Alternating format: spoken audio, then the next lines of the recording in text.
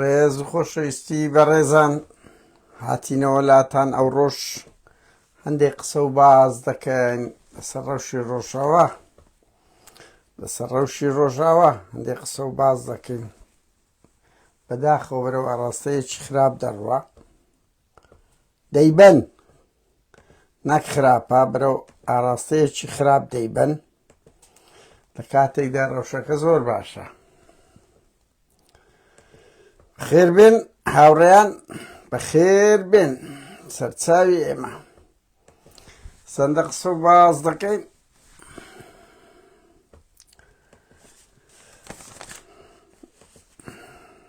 هەندێک لەو برادەرانە خڕدەبنەوە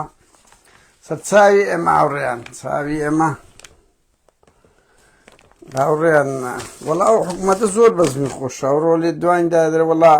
پێویست نییە هیچ ڕووداوەکی گرنگ نەهاتی تە پێش کۆبوونەوە بکەین. کورە کاکەم بە خەڵک بوونچەی نییە. عێراق لە وەزعەکی وا خراپە، ڕۆژئاوای تەنیشتت هاوزمانەکەت لەو پەڕی خراپیدا برێ موئامەرەدایە قسە ناکە، هیچ حەقی نییە. پەرلەمانێکیان پێ تەشکیل ناکرێتن کۆبوونەوەی بکەن. کەچی من هەورامی نەسیحەتی ڕۆژئاوا دەکا هەموو کورگوتەنی هەموو قەلبت هینە تا دوو دەی نەسیحەتی ڕۆژئاوا دەگەی. بەزمیان زۆر خۆشە، ئەو پارتی وێچێتیە بەشەرەف هاوڕێیان، بەزمیان زۆر خۆشە. یعنی چێ وەکو شەلاتێک بچی نەسیحەتی کەسێکی عاقڵ بکات. ئاوایە کورە بابەت وەرەوەزع لە خۆت بخۆ معاشت پێ نادرێ. ڕۆژئاوا ئەوە 12 ساڵ لە معاشی ڕۆژێک نەبڕایە دەکەی بۆ وەزع خراپەی هەیەیانە. کەچی کاکەم دێ نەسیحەتیەوە دەکە گورە هێ من هەورامی بڕۆ نەسیحەتی حیزبەکەی خۆت بکە. ئەو هەموو شکستە مشکلە لەوەی هاوڕێیان مەسعود بارزانیش جێ لەو ئەنە ڕادەگریشی بڕوا بکە، جێ لەو نەوعانە ڕادەگری. ئەوە کێشەیە، ئەوە مەشغوڵ کەولۆسی و بەختیار سەعید و کۆن فەرهاد پیربار و کەیف بێ دەکە یەک برێ مەسفەی ماری بارزانی ما ئەتوو پادشای وای کەیفی بۆ شتانە دێ مەسعود بارزانی. بەڕێزان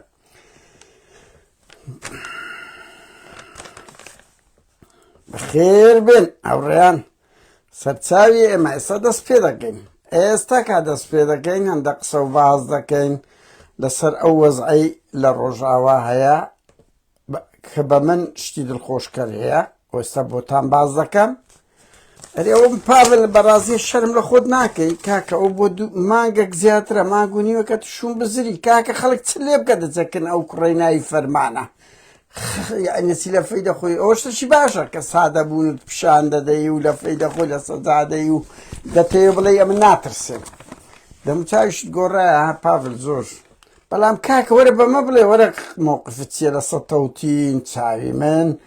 مووقفت چییە لەسەر ڕووداوە سیاسیانە قسە بکە. وەرە وەرەچێتی بزر بووە، بزر ها بزر بووە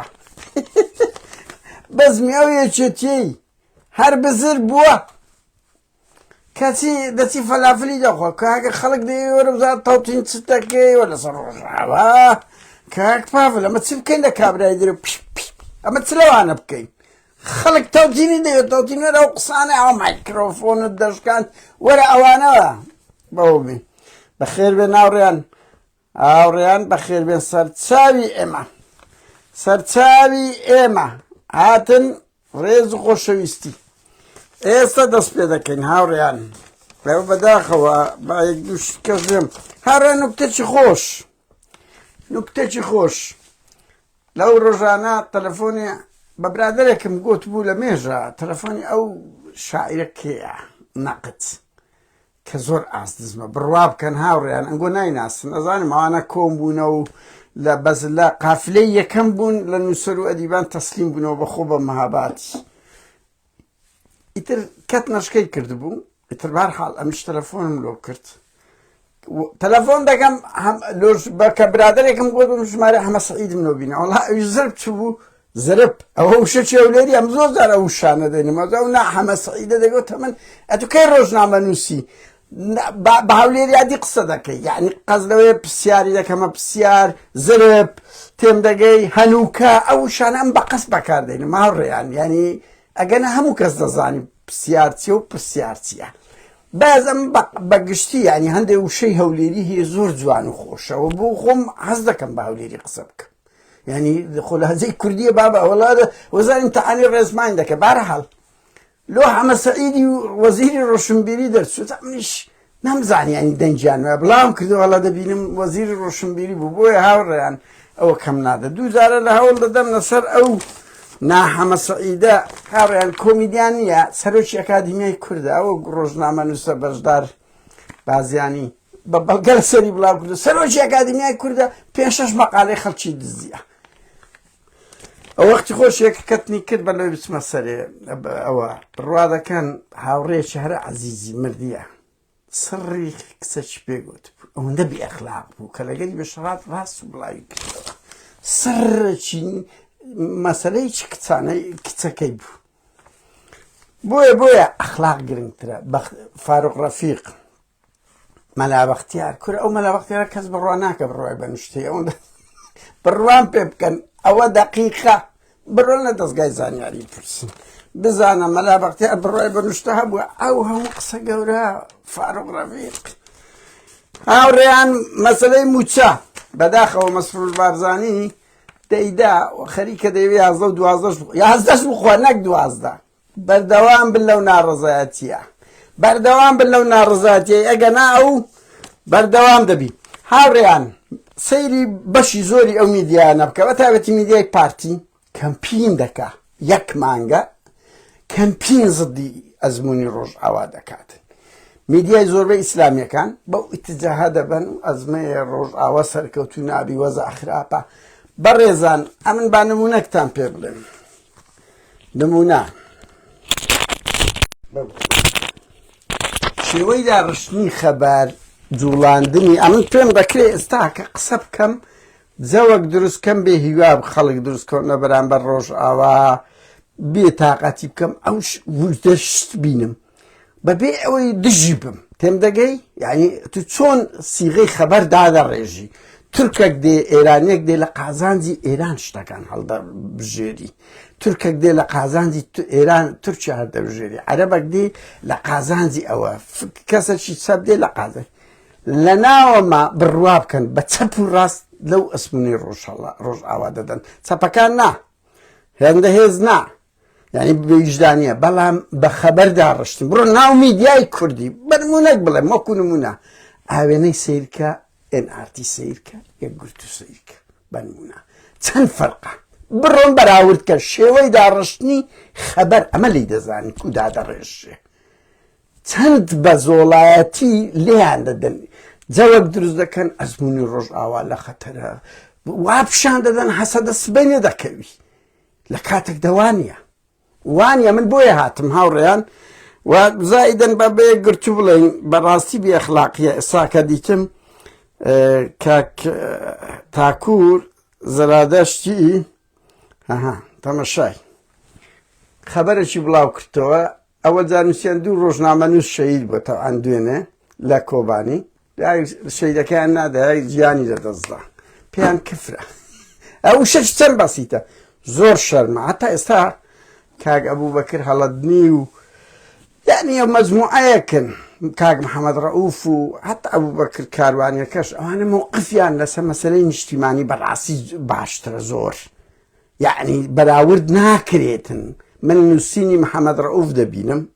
یعنی هەست پێ دەکەم ئەمە قسە دەکەین کابراایەکی ئیسلامیە دەستخۆشی لێ دەگەی نیشتیمانی و نەتەوایەتەکەی ئەبوبەکر هەڵەدنی بە هەمان شێوە ینی ئەستی پێ ناکرێ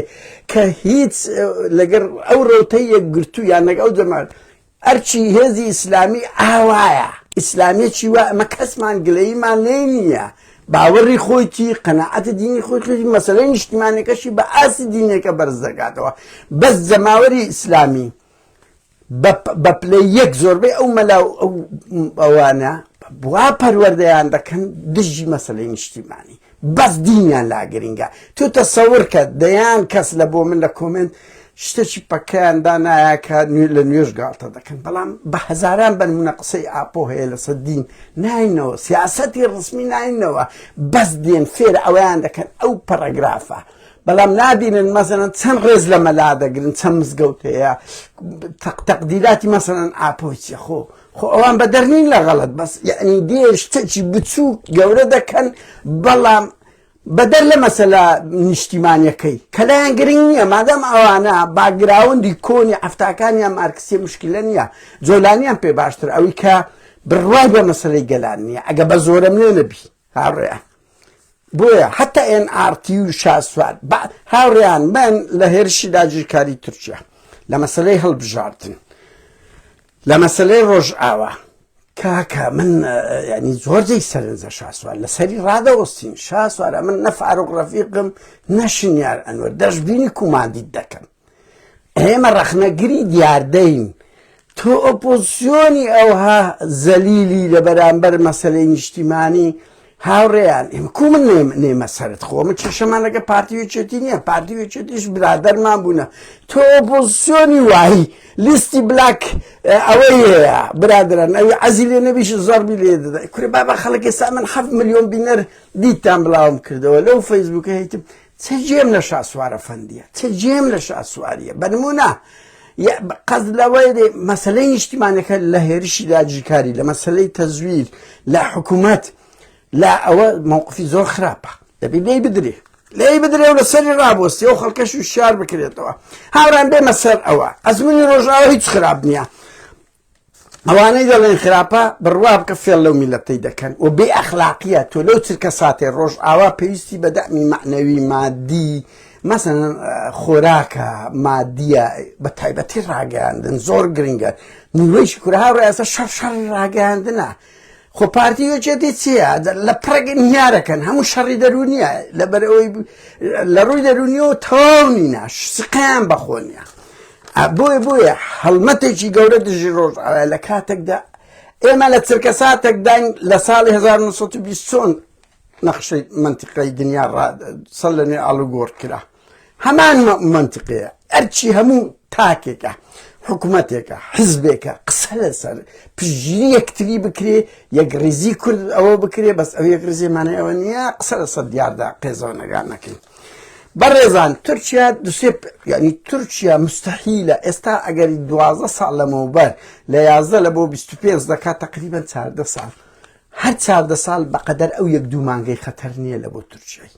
لەبەرەوەی ئێستا قۆناغی تەسبیت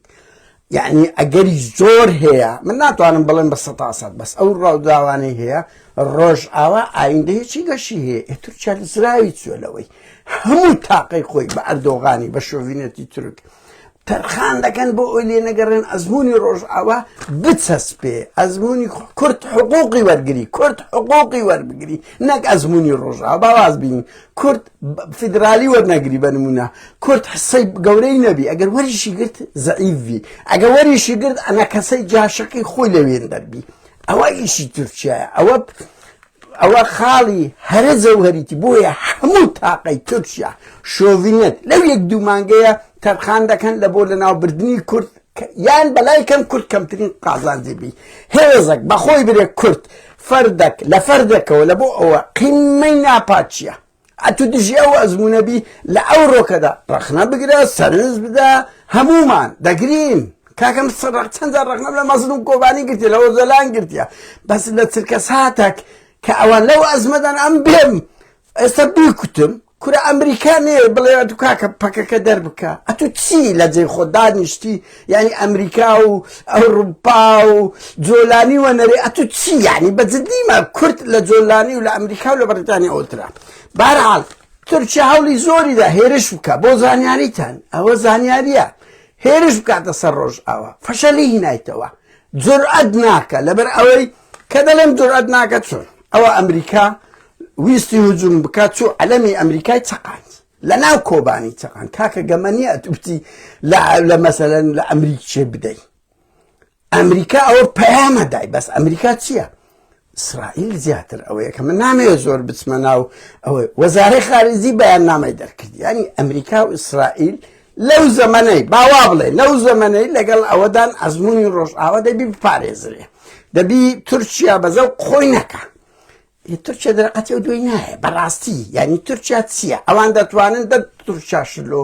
هەڵبۆشێنەوە هەڵشتەوەشێنەوە لە ئایندا تورکیا جورئەت ناکە هەوڵ دەدا بەس دەزانیت گەلێ قورسە هەوڵیدا ستۆپیان پێکرد تقریبا هەنگاوەکەی نەزاعەتی نەیە هەنگاوی پیلانی ئەلف پیلانی با چ دەکە هاوڕێیان پلانی با چ دەکە لە ڕێی دەوڵەتی بەناو تەحریر شام فشار بکاتە سەر هەسەدا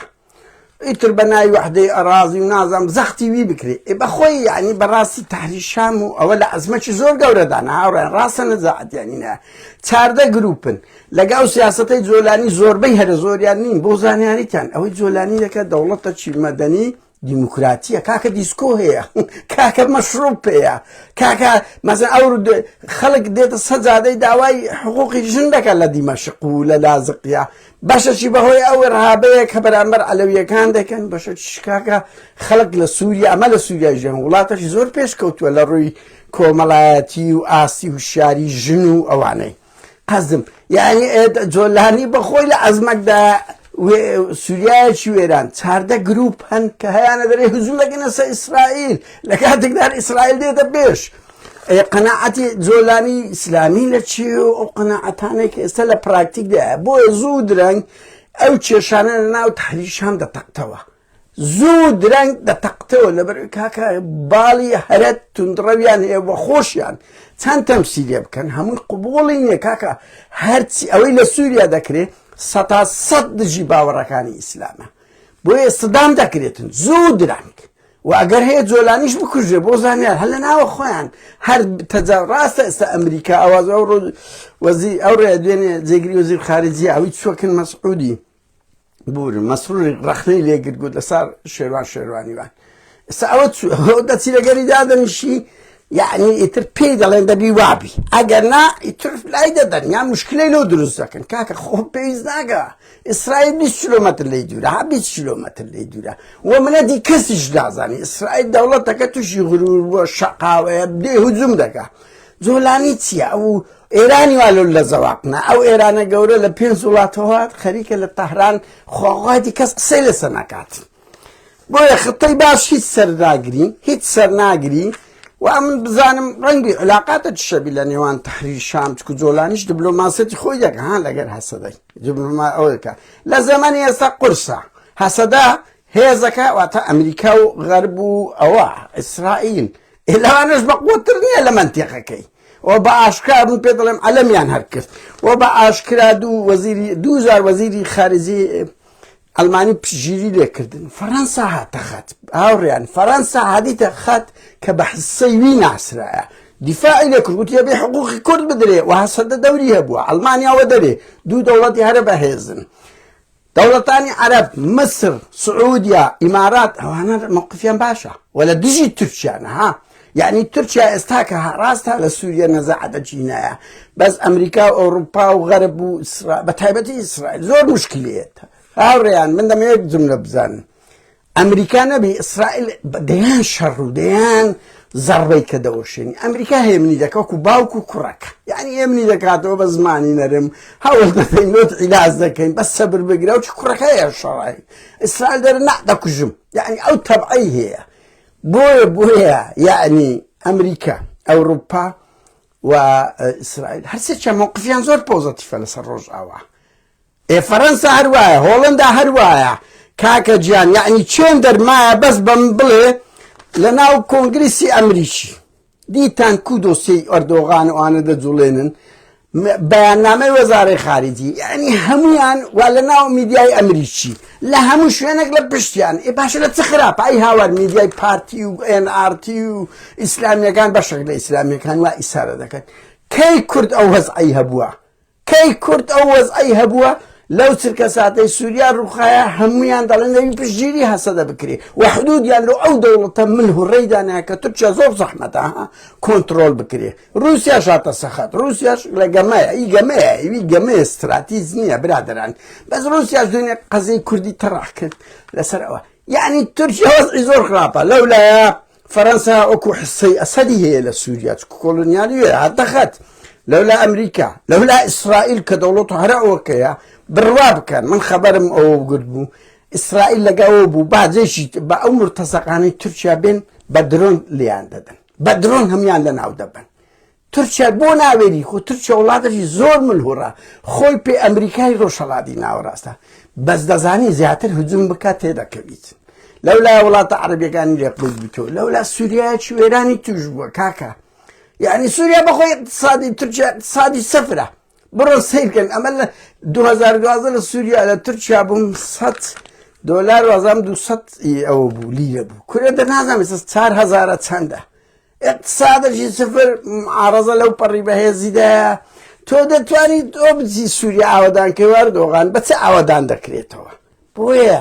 تورکیا لە ئەزمەیەکی زۆر زۆر گەورەدایە زۆر گەورەدایە هێزەکیش لە بەرامبەریتی هێزەکە ئیرادەی هەیە چەکی هەرە پێشکەوتوی پێدرایە هاوڕێیان چێ چەکی درۆنی لێدانی درۆنی هەیە بەس بەم بڵێ چێکی لەو منتیقەیە کاکە دایکیانێ ناڵێن تورکیا هەندێک کەس هەن لەو محەلیل و ئەوانە تورکیا ئەندامی ناتۆیە هێزەکی وایە لەبەر چای عەقڵۆی دەی نەخوارێ ڤیدیۆکەش بڵاو دەکەنەوە دەیکەنە قەشمەر ئەندامی ناتۆی نییە باش ئەدی ئەمریکا ئەندامی ناتۆی نییە ئەدی فەڕەنسا ئەندامی ناتۆی نییە دەبی لە ڕووی بەندەکی ناتۆ هەیە سوید بۆ بووە ئەندامی ناتۆ لە دوای 200 ساڵ یەشەر لەبەرەوەی ئەگەر ڕوبەڕۆی هەر ڕەشەیەک بیەوە لە هەر لایەنێک دەبی دیفاع لێ بکەن کاکە بەسەر چی ئەمریکی فەڕەنسی وا لە درۆنی تورکی دەدرێ لەوەی گەورەتر هەیە و پێی دەڵێن بڵاویشکەوە و عەلەمی ئەمریکاش هەڵدەدرێتن لە ناو کۆبانی لەو سەرکەوتنانە گەورەتر هەیە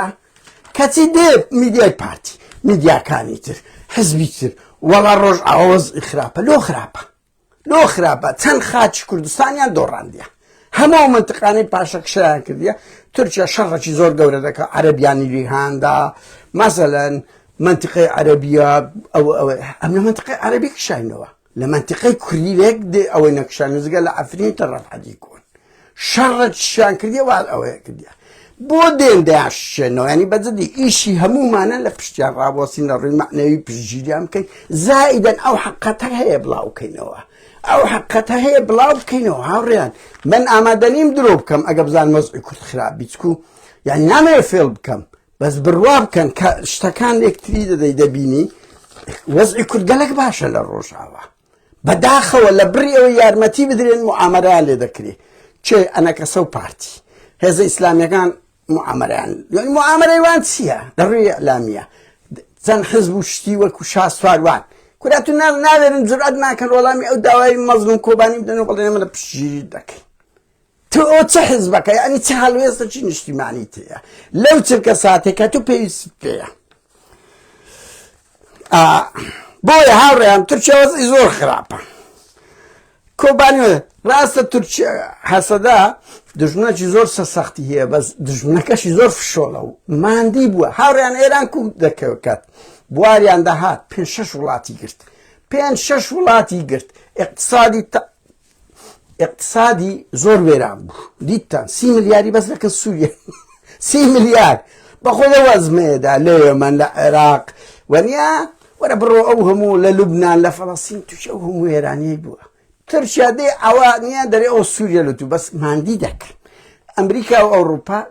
بڕوا بکە هەولێر گوتنی جڕتیان لێبەردا وڵاتەکەشیان پێڕوخان هیچی بەبەر ناکەی ئەو ئەمن و ئێوەینە تورکیا تەجاوزی خطوتی ئێرانی ببورن ئەمریکی ئیسرائیلی بە تایبەتی ئیسرائیل زۆر مشکلیە ها ینی دیتان لە غەزا یعنی ئەمنەوە ڕکلام نییە لەوە دەکەم هاوڕێیان من بەڕاستی بەوەی غەزە زۆر پێتەکسومە یعنی 45,000 کەسە تا 75 ژن و منداڵە تاوانشی زۆر گەورەیە بەس هەموو دنیا دەرەقەتی نەهات هەموو نەوع کرا تا ئێستا بە سەدان تا ئێستا لە سوید مزاهرە بەردەوامە ئەوی ویستی دەیکە هات لوبنانیشی کرد سووریا عێراق کە من سەقسەک دێمە سەری ئێران دەیکا ئەوی زەوقی گرتی کرد تورکیا دەیەوێ وڵایەت عوسمانی بژێنتەوە کورە ئیسرائیل وا دنیای خرا کرد 2000 شەهیدی دایە، هەزاری لە غەزەی لە ڕۆژی یەکەم، هەزاری کەش لە جوندی دایە. لێ دەگەڕێ ئەتوو بێ کۆنتڕۆلی سووریا بکەی، دەوڵەتە چی وەکو حەماس لە سووریا دروست بکرێ بە هەموو خەیاڵی ئەو خەڵکە ئیسلامیانەی کە تەعبیریان کردێک زۆر نووسەروشتیان یان بەو خەڵکانەی پارتیەکان دانەوە بکەن. مستحیلە ئیسرائیل قبول کە دەوڵەتێکی ئیسلامی 30 کیلۆمەتر لێی دوور بی. مستحیلە. ئەوە فڕێبدەن. تورکیا مەحاڵە بە تەحریری شام بتوانی نەجاعەت بەدەست بینی. وێرانیان کرد، سووریان هێشتەوە هاوڕێیان هەرچینەوە ئەوانەی خەبیرینەوە یا تەفریتوناکە هەرچی چەکە تەفریتونایان کردیە. هاتیە 20 کیلۆمەتر لە ئەوە دوورە، 20 کیلۆمەتر هاتە لە گەڕەکێک لۆ گەڕەکە سوید لە دیمەشق دوورە، 20 کیلۆمەتر بڕوا بکە. یعنی بەس پێی دەکرێت سووریا نییە بە کلاشیکۆفی سبەی شەڕی ئەوە کە هەسەدە بکاتن. لێگەرە با لە قامشتیش بدا. یعنی جۆلانی یان هەر حکوومەتەش کە بێ ئیسرائیل احتیاتی خۆی وەردەگری، نەک لە بە کوردیتی هەموو شتانەکە لە قازانجی خۆی بەس مەگەر بە کلاشیکۆفی شەڕی هەسەدە بکەن. ئەوە دەستکەوت نییە، کەس باز ناکاتن. وەکو گوتم دەوڵەتە عەرەبیەکان هاتینە خات، مەسر هاتیە، سعودیا هاتیە، ئیمارات هاتیە، بۆیە قەتەر لە پشت تورکیایە. ئەو دوو دەوڵەتە دژەکەی هەیە. هاوڕێیان مەس بینە سەر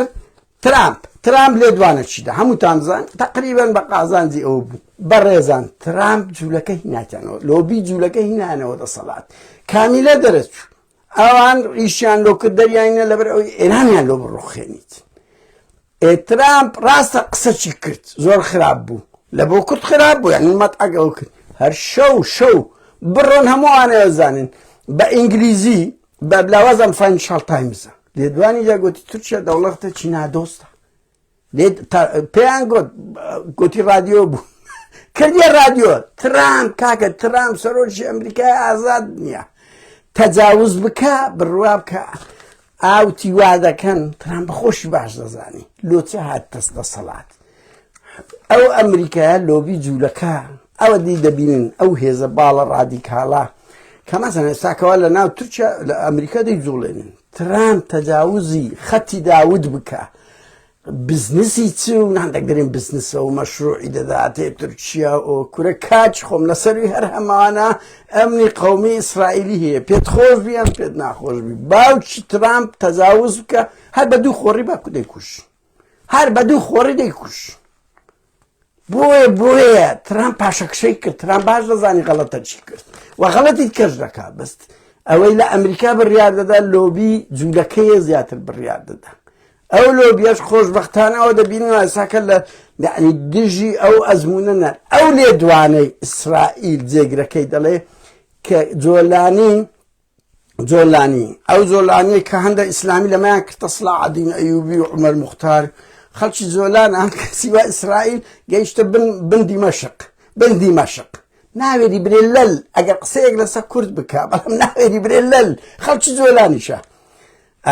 گوتی گورگە لە پیستی مەڕ تەواو یعنی ئۆکەی ناکەن دەیدۆشنیان نییە ئەو های لێ دەکەن نەناسرێتۆیان بە کوشتنی دەدەنیان بە ئەوەبی دڵنیا بە منەوەم لۆ ڕێکلام نییە سەدبارەی دەکەمەوە من زۆر بە غەزە تێک چوویمە یعنی تاوانەکە 175 ژن و منداڵیان کوشت بەڵام کاکە واقعەکە زای دەرخۆمە ناین وەکو کورد بین وەڵی کاکە ئەوە مادام غەزەی کوشتی ئێمە دەبی دوژی بین نا لە 20ەوە لە بۆ 91 کورد دەیان قەتل و عام کرد دەیان کۆمەڵ کوژی وەکو درسیم چیمیاباران هەڵەبجە قارنێ و خەڵاتان لە ڕۆژهەڵات ئامودە لە ڕۆژئاوات کام دەوڵەتی ئیسلامی ڕۆژێک لە ڕۆژدان دیفاعی لە حقوقی کورد کرد قسە ئەوانەی کوردیان داگیر کرد هەموو دەوڵەتە ئیسلامیانە بوون کامە ڕۆژێک لە ڕۆژدان دەوڵەتە عەرەبی موقفێکی هەوە جگە لە لیبیا زیاتر لە دڵەوە بوو قەزافی دۆستی کورد بوو بۆیە کوردیش دەبیبیر لە قازانجی خۆی بکاتەوە قازانجەکەی ڕۆ لەگە دەوڵە ئەوەیە متەزارب نەبی دژی ئیسرائیل زۆر خەتەرە خەتی داوت هەیە ئەو خەتە ئیسرائیل دەیکا لە بۆ ئەمنی قەومی خۆی ئەو خەتە کوردستانی باشوور و باگووری شتێدایە من ناڵێم دەبتە دەوڵەت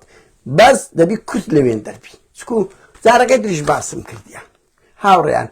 شیعەیان دیت کەینانە دەسەڵات چەند دژیان بوون سونەیان دیت قاعیدە و داعش و تێم دەگەی حەماس و جیهاد و جارەکەی تریش باسم کرد لیان هەڵدەگەڕێنەوە کورد هەڵ نەگەڕایەوە لە مێژووی خۆی دژی ئەو دوو دەوڵەتە لە مێژووی خۆی هەڵ نەگەڕایەوە هاوڕێیان دوایین بێمە سەر مەسعود بارزانی هەموو خەیاڵی مەسعود بارزان جگەلەوەی دیتان نامەیەکی لۆ جۆلانی نادێ کورە جۆلانی لە قایمەی تیرۆریستە ئاخر کۆت و نامەی لۆ دەنێری بەجددیمە هیچ چی نەگوتی بێژەرە شادی وتی حقوقی کورد میلەتەکە زۆڵمی لێکرا و بەشەکە لە شعبی ئەوی نەگوتی حقوقی فیدرالی دەدەینێنە ئەوە برێ مزیعاتشینە مەسعود بە پەلاتوس بێنە سەعات ئەف لە خەوێرسی دەستاوت بشووی زرب نامەیەکی زرب هاولێری نامەیەکی لە بۆ بنێری مەتعوس سەنای بکەی خۆشبەختانە لەوەیە بۆ یەک هەفتە هەر جوابی نەداوە هەر حسابی لۆ نەکرد بەڵام مەزلوم کۆبانی داوای ئەوە دەکا پژگیری بکەن ئامادە نین چ خەباسە دەگا چ دڵڕەشێکێکە بڕوا بکەن ئێستا مەسعود تەمەنا دەکەن نییە بڕوخێن هەست بە زوعف دەکاتن ئەوەکە محافزەکی ئەنە کەسەی خائین جاش بچی لەوێدا بنێ لەگە تورکیا ئەوانە دەربکە ئەوە ئومێتی ئەوە خەونی چی لە کاتێکدا ڕۆژ ئاوا تێک بشتێ باشوور هەندە تێک دەشتێ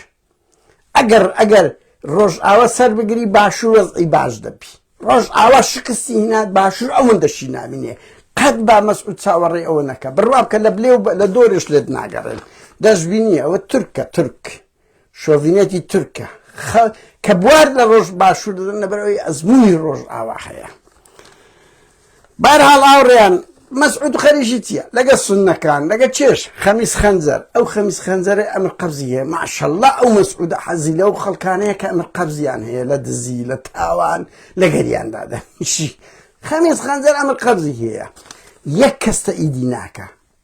سوننەکان لە ناوە خۆیان لەو پەڕی ناڕێکیدانە هاوڕێیان بڕوا بکە من ناتوانم هەموو شتێکدا بنەماڵی سەدەم پێ 6 پارچەنە هەر ئەوەندە دەتوانم بڵێم سوننەکان 8 پارچەنە کەسیان حساب لە بۆ کەس ناکەن کوردی باشوور بە سەد قەت لەوان باشترە بۆیە غەرب بوو ئەوانش لەیان بێتاقەتن ئەگەر هەیە ئاوتیان بکە یعنی ئەگەر هەیە ئاوتیان بکە چکو ناتوانن لە نێوان خۆیان هێزێکی ڕێک و پێک لەگەر یەکتر بن بڵێن ئەوانە نوێنەری سوودانی ئەنگۆ دیتان ینی لە کۆنش ئاوتی سوننەکانیان کرد سونا لە ئینتخابات بای کۆتی کردجیان لێ نەبوو یعنی ئێستاش لەگە سوودانی لەم ئەوەنا ئەگەر سیستانی ئەگەر هەیە هەموو شتانە ئەگەر ینی من ناتوانم هاوڕێیان کۆی ئەو قسانەی کردیتمانە ئەوە نیە وەزعی کورد ١٨ لە باشە ها ڕووداوی سیاسی زۆر بەخێرە هەزار بارە مادمادێک نییە بەڵام ئەوە ئەم بزانم ئێستا سوودانی لەگە ئەمریکا ئەوەشی زۆر باشدایە ئەگەر هەیە سیستانی بێتن ئەو میلیشیانە هەل بکات ئەوان سوودانێکی مرکزیان پێ باشترە لەو سونە مخەربەت و پڕ لە هێزە تیرۆریستیانە بەجددی کە جێی سیقەنینە یعنی ناڕێکن لە نێوان خۆیان ناتوان مەسعود گرە لەسەر ئەوانە دەکات دیتان دوێنێ بەیاننامەیەکی دەرکردیا عێراق وایە و خەمیس خەنجەری دەبینی و کوردجێ لەو تەمحەلیلانی کەش ئەوە مەشخەڵ کەڵۆسی و بەختیار سەعید و هێمن هەورامی و ئەوانە داڕێژەری منەزری مەسعود بارزانینە کورە کاکە بابە دانیشە مەسعود بە قورئان ئەمە دەین بە بەلاش ڕەبۆت دەکەین بە بەلاش چارەنووسی کورد و خۆت لە پێم دەگەن لە دەست ئەو ئەزموونی ڕۆژ ئاوایە ڕۆژ ئاوا بچەسپێ تۆ دەبیە هێزەکی پاڵپشتی و کێشەی کورد گەورەتر دەبی و دەبتە پاڵپشتی لەگە ڕۆژهەڵاتیش و باکووریش چارە سەر دەبی ئەوە هاوڕێیان دڵنیابن هەر چات پارچە ئەو ختەی ئێستا هەیە تورکیا ئەو باوکەی مرد کە ئۆجەلان لە هەموو ئەوروپا دەسووراوە یەک وڵات نەبوو بە حیمایە هەر بگری ئێستا ئەوانەی ڕسمی ئۆجەلانیان لە دەستە ئەلەمی ئەمریکا لە ناو کۆبانیە ئیسرائیل بە ئاشکا دیفاعیانەیە کە وەزیر خارجیە وەزارەی خارجی ئەڵێ غەدر لە کورد دەدرێ نارێت لە پاکەکە دەکرێت بە ئاشکرا دێن دیفاع دەکەن ئەو باوکەی مرد منتیقەیەکی گەورە و گرانیەندایەتی ئەو کەسانی هاوار دەکەن بژی ئاپۆ تورکیا و باوکەی مرد لە اقتصادەجی زەلیل لەم دەیان مەشکیلە لە 6 پەرلەمانتار بۆی هاوکیشەکان زۆر گۆڕایە هەمووی لە قازانجی کووردە بە تایبەتێکە کوردی یەکگرتوو بیت بەس مەسعود چییە خەریکی سوننەیە دێ فتنەیە بکە کورە با بەوەدا منە عێراق ڕووخە کاچ خۆم ئێستا عێراق نەڕووخە بە 3 مانگ معاشەکەت پێ نادرێت عێراق بڕووخە بە چەند مانگە دوو معاش دەدەیت چ لێ دێ چت پێ دەگرێ دەوڵەتەش کە دێتن یەکسەر یعنی بە جددیمە ئەوەیان بزانم ئەو وەزعە ڕەنگی بەرەو ئێران بڕوە یەکسەر لە عێراقەوە تەنسیق بکرێ و زەربەکە لە بۆ ئێران بی هاوڕێیان من سەدبارەی دەکەمەوە ئەو خاڵە زۆر گرنگە 33 ساڵە مەسعود بارزانی بابێن قسەک بە پەلە بەراورد دەچێت نێوان مەسعود بارزانی ئەوە بکەین پارتی و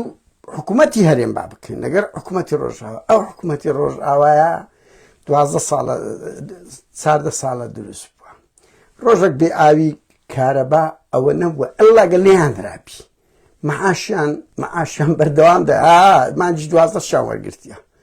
کورە مەسعود بارزانی تو معاشت پێ نادێ تو ئاوت نییە تو دایم سعات خەڵک بای کۆت دەکا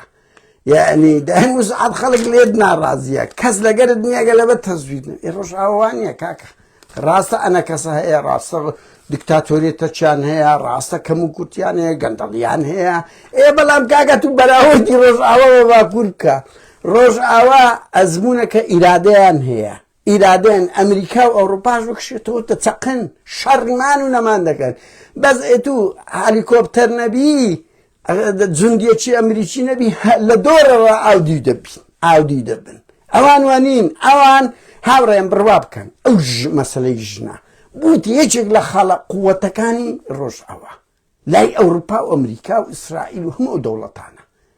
ژن مهمە کە توانیویانە ئاوا ئەو ئیرادەی بدەنی ئەوروپا تەسکەی ئەوەی دەکەن نەک تەسکەی جۆلانیەکی دەکەوە ئێستاکە بەناو ئەو دەرێ بە زۆرەمنێ ژن دەبین بتە معەجەبە لە هەندە منتیقا قبولی نییە براکەم یعنی ئەوروپا و غەرب حقوقی ژن لا بە ڕۆژئاوا لە چیە حقوقی ژن لە ئەوەی لە بژێردەسەڵاتی جۆلانی لە ئێستا لە چیە و خەڵک وا دێت سەجادەی دشی جۆلانی دوێنێ لە دیمەشق و لازقیە مزاهرەیان کردێ بەشەشی بەهۆی ئەو وەحشیگەریە لە بەرامبەر ئەلەویەکان دەیکەن بەشە شاندا هێلە و هێزە تەیارە ئیسلامیانە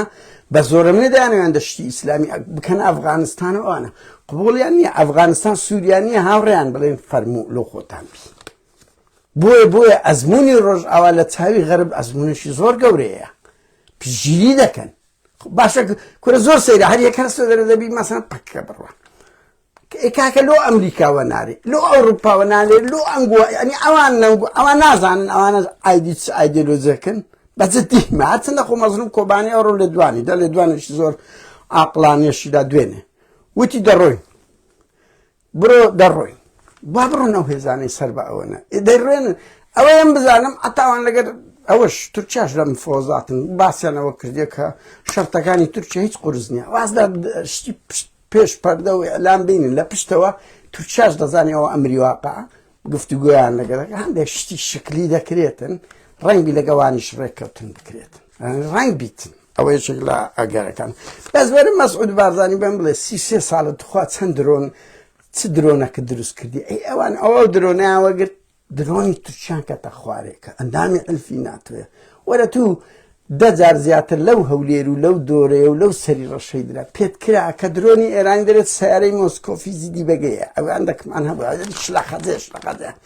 پێت نەکەتە ئەوت پێ نەکەتاندرایە تێدەگە ئەوە دەچی درۆنی هەرە بە هێزی تورکی کە مەشهورە لە هەموو دنیاە ئیناتۆە لی دەدەدەینتە خوارێ چ دەی خۆت بەراورد دەکەی بەوان ینی بەجددیمە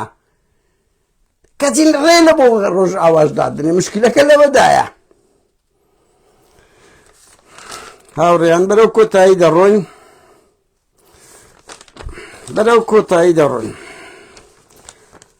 وەکو گوتیشمان یعنی ڕەوشەکە بەرەو باشیە هیچ تا ئێستا بەس سبەی شتێک دەبی نازاندرێ عێراق سبەی گۆڕانکاریەک دەبی نازاندرێ بەڕاستی من ناتوانم لە دنیای هاوچەشەی سیاسی ترامپ هات سەر حکم فەرقی پێکرد 11 سپتێمبەر فەرقی پێکرد سیاسەتی ئیسرائیل لە ئەمریکا ئاڵگۆڕ بکرد خۆچ موڕاڵ نییە بەڵام قورسە کورد ئاوت بکرێ قورسە کۆبانی ئاوت بکرێ قورسە لەناو هەموو جەنجاڵیە لە کورد باشتر ببیننەوە قورسە ئەو ئەزمونەی ڕۆژئاوا پیشاندای بە هەموو کەم و کورتێکێکەوە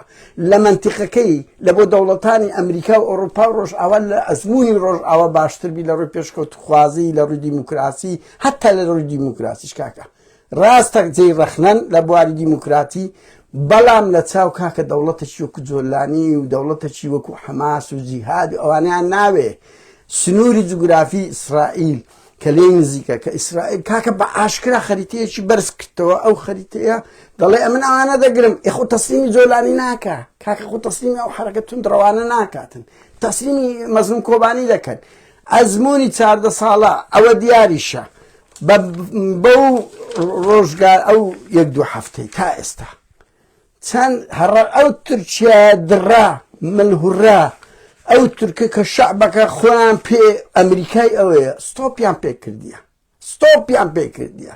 تورکیا هەر سیر دەکات جغارەیەکە شێردەوەان بڕوا کۆچی کابرا هەیە دەرەقەت نێ جغارەیەکیش چی پێکرا کە سۆڕیش دەزانی لە قۆناغێکدان منتیقەکە هەموو ئاڵوگۆڕی پێ دەکرێت بە تورکیاشەوە بەس ڕەنگی دوای ئێران دەگەری بکرد و هاوڕێیان ئەو جملەی منیشتانە بیربی لاشتان یعنی ئەگەر دوور بێت تورکیا هجومی کرد هەندێک منتیقەی گرت بواریاندا هەندێک جەریمەش بکە یعنی وەکو ئەوەیەک مانیاوە نییە کۆتاییە ها بڕواکە ئەو دەمی قۆرتەکە لە بۆ تورکیا لێ دەدرێ ئەو دەمی لێدانەکە لە بۆ تورکیا حاصل دەبێت ڕەنگی جەریمەی پێ بکەن هەتا لێی بدەن ئەوە شەیە لە گۆڕێ هاوڕێیان زۆر سوپاسان دەکەم بۆ ئەو کاتەی لەگەڵ من سەرخان دەکەن پێکەوە لەگەڵ یەکتر من سوپاسان دەکەم چونکە یەک لە ئێوە ئیشوکار ئەوی خۆی هەیە بەس من بۆیە دێم بە جددی ینی دەبینم